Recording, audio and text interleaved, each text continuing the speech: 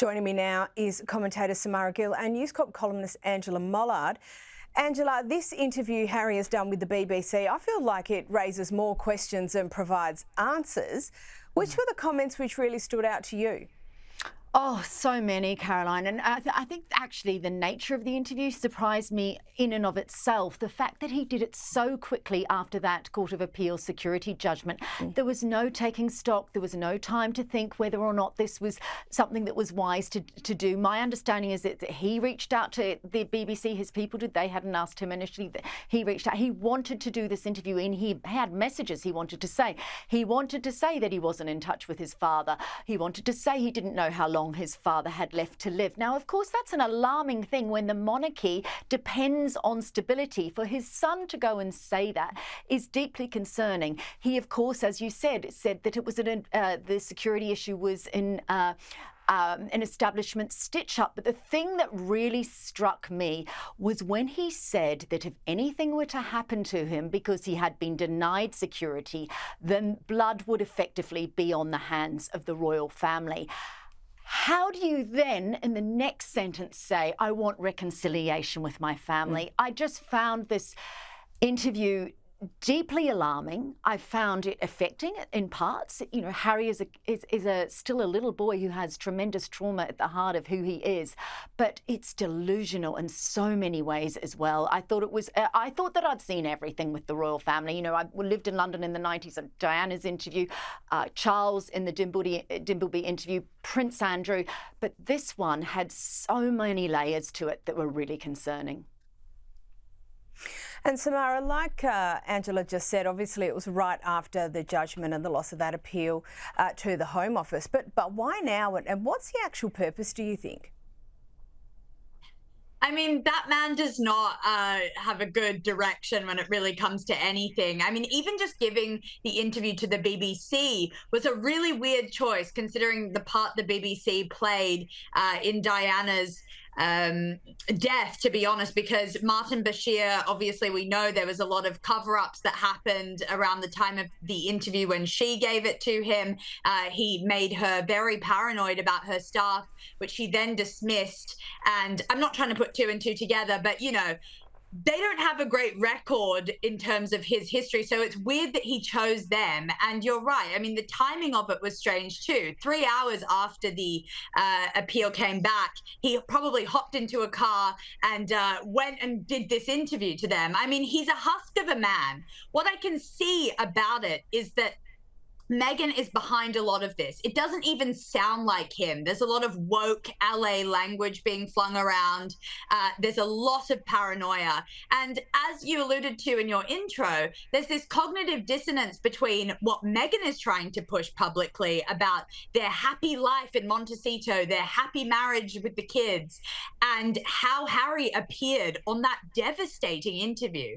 And I agree. I mean, to say to the king in his last years, oh, blood is on your hands, effectively, it's egregious. It's unforgivable. And Angela, then Meghan goes and does this podcast with Jamie Kern-Lena, and it appears that she just has this total different view of where the Sussexes are at. No doubt she saw the BBC into what you would imagine she'd seen the BBC interview. I just found that extraordinary. It was highly incongruous, and she is living in La La Land. Look, I couldn't even watch all of this interview. This was nauseating. Honestly, it is it's so full of adjectives. It was inspiring. They're enchanting. You know, this is amazing. The way these two women spoke, I don't know what the takeouts were for anybody, frankly. But what I think is that Harry is speaking his truth, which is that he's a very dejected and traumatized human being, and Meghan is projecting her truth. She knows that her brand has to run on positivity and optimism. So she's just telling a different story. She is a brand. She's an actress. We know that she can project whatever she wants to. And so, you know, it's all about how much Harry loves her and how happy they are. But how can two stories that are so disparate run in alignment? And what I come down to is I think that Harry is a damaged person, and damaged people cause damage. he has no understanding of how to, from his family life, and neither does Meghan, of how to actually build strong relationships. And I think the two of them actually need to sit down quietly with a therapist and work through some of the issues that they have as individuals so that they can have a secure marriage for the future. Look, I don't like to speculate on anybody's marriage, but you can't see two interviews back to back like this and wonder that something behind the scenes isn't going on. And I think that's the point, isn't it, Samara? Like, I think we've always thought that things were a little bit out of kilter with the Sussexes, but it appears that Harry is really struggling with where he's at and where he fits in. I think Angela's totally right. I think that there is a lot of disjointed behavior going on behind the scenes. I mean, we know that Harry wasn't even in Montecito for Archie's 6th birthday party this week. He was in Vegas launching some random project that no one's ever heard of. So if you're not even there for your son's birthday party, you're clearly very tapped out of the family. And that just is kind of the cherry on top for this week. You know, you've got Meghan, who's trying to push this completely different brand of happy families and, you know, let's all hold hands and jump around in a circle. And Harry is clearly not okay. And I agree, Harry probably needs to seek some sort of therapist to help him with whatever issues he's going through, because I don't think Meghan's going to help him. She's in her complete own world. Now, let's go back to where it all started and this video that Prince Harry shared 5 years ago after Megxit. We are on the Freedom Flight. We are leaving Canada and we are headed to Los Angeles. Grandma's here. Hey, Grandma. Prudence here with her ball in her mouth. Why don't you say hi? You're about to go on Mommy's. So busy with the current situation, thanks to another amazing friend who we've never met, but who believes in us and wants to help. Angela, it's almost that meme of how it started and how it's going. The expectation versus the eventual reality just appears worlds apart. I actually find it really sad watching that, because Harry's so hopeful. He wants so much from this freedom flight. He's leaving the royal family. You know, this is his birthright. But if you think about it, Meghan got everything she wanted. She got the husband, she got the children, she got the HRH, which, you know, we can talk about a little bit later. But she got everything that allowed her to rise up and be of global, you know, to have that global recognition that we know how badly she wanted that. Harry, what has Harry got? Harry is marooned in California. He can't really come back to the UK very easily. He really hasn't kept up with his friendships there.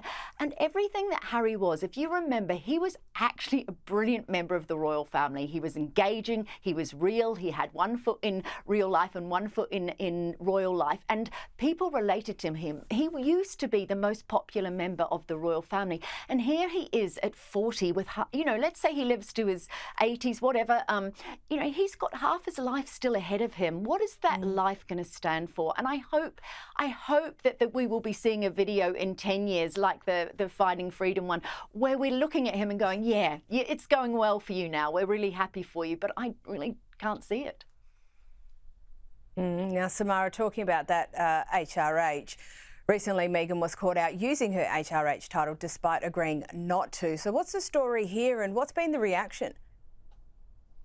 Well, this woman is the definition of, I want to have my cake and eat it too, genuinely. I mean, the Brits don't want Harry and Meghan to have their titles, let alone pay for their private security. So that's how that's going with them. She has been using this HRH left, right and centre since she left the royal family, trashed them, said that they were racist, said that the firm was basically holding her hostage and that it was the worst thing ever. But yes, she continues to use this.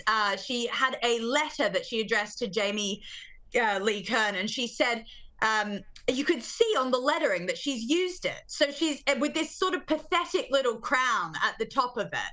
And you can see that within her circles, because Hollywood has really had enough of her. She is trying to hold on to whatever scrap of legitimacy that she can use to kind of get a few more friends that aren't on the payroll. And it's not working. And honestly, it was the Queen's last wish for them to not be using the HRH for commercial purposes.